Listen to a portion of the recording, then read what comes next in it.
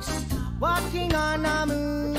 Oh, I'm walking back from your house, walking on the moon.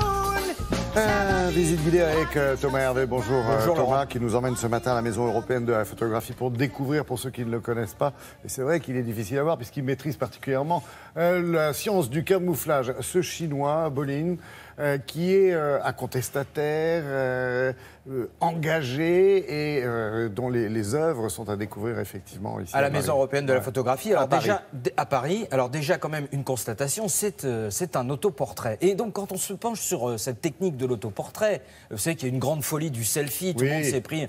Mais en fait c'est très simple, c'est parce que tout simplement les artistes n'ont pas de modèle. Qu'est-ce que vous voulez que je vous dise? Quand vous commencez votre truc et que vous faites Nadar, vous êtes premier photographe, vous n'avez pas de copains, ou vous les ennuyez en disant tu veux pas poser. Donc Liu Bolin il a fait pareil, c'est-à-dire qu'il s'est pris lui tout simplement parce qu'au départ il n'avait que lui. Oui, puis engagé, contestataire à Pékin, il n'était pas fréquentable. Alors exactement. Alors ce qui est intéressant quand même, vous allez voir qu'il n'était pas fréquentable, mais il est devenu fréquentable, contrairement à d'autres artistes chinois qui sont restés vraiment non grata, qui ont voire comme Ai Weiwei été carrément emprisonnés ou sont partis. Ben lui, il reste et il continue à faire son travail en Chine. Alors qu'est-ce que c'est que cette technique et surtout pourquoi est-ce qu'il a créé cette technique de camouflage? Qu'est-ce qui lui a donné l'idée de le faire? La réponse dans la visite guidée de ce matin.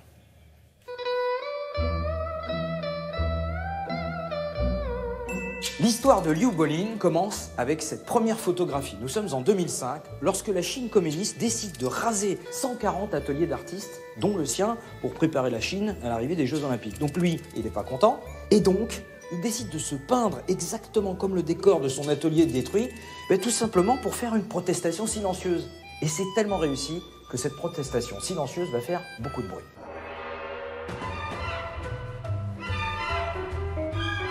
Fort de son succès, en 2006, Liu Bolin va s'attaquer au symbole de la Chine communiste. Alors, on n'a pas le droit de représenter le drapeau ou toute forme d'autorité. Lui, il va faire les deux. 1, le policier, et 2, le drapeau. Vous avez la faucille, les marteaux dans le coin de la trogne. Et attention, tout est fait à la main. Il n'y a pas de trucage numérique. C'est-à-dire qu'il a des assistants qui le peignent exactement comme dans le décor. Et il devient sur la scène internationale l'artiste caméléon. On parle même de l'homme invisible. Oui, mais attention, c'est un homme invisible qui devient sur la scène internationale de plus en plus visible.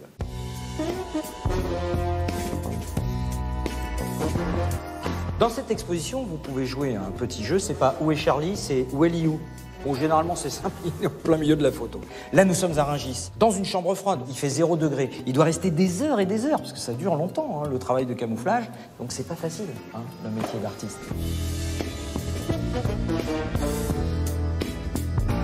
Et avec le succès, il va s'attaquer au capitalisme. Et donc, il va pénétrer dans la salle des coffres d'une des plus grandes banques françaises. Comment il a fait, je ne sais pas.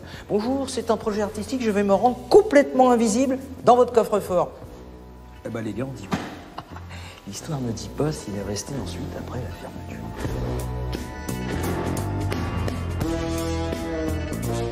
Et pour terminer, Target, en hommage aux 17 victimes de l'attentat de Charlie Hebdo. Alors là, il n'est pas tout seul sur la photo, donc il y a 17 personnes. Et si vous pensez que tout ça, c'est du bidon, c'est du numérique, eh bien venez, vous allez voir dans l'exposition le costume qui a servi à réaliser cette photographie. Et là, vous voyez que, pas du tout, c'est toujours peint à la main. Alors, ironie du sort, lorsque cette photographie a été présentée pour la première fois à Paris Photo en 2015, eh bien 2 jours après, l'exposition était obligée de fermer ses portes à cause des attentats du Bataclan.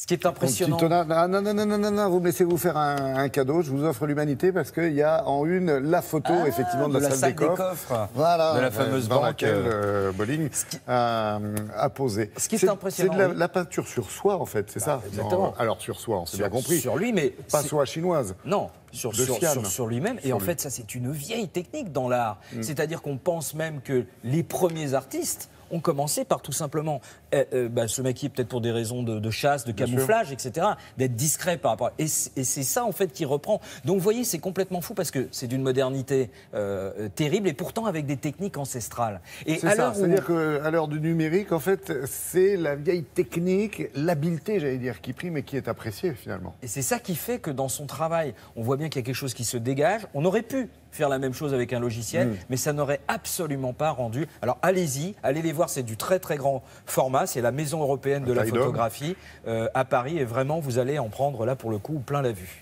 À Paris, donc exposé jusqu'au 29 octobre. Merci beaucoup, c'était passionnant et surtout impressionnant.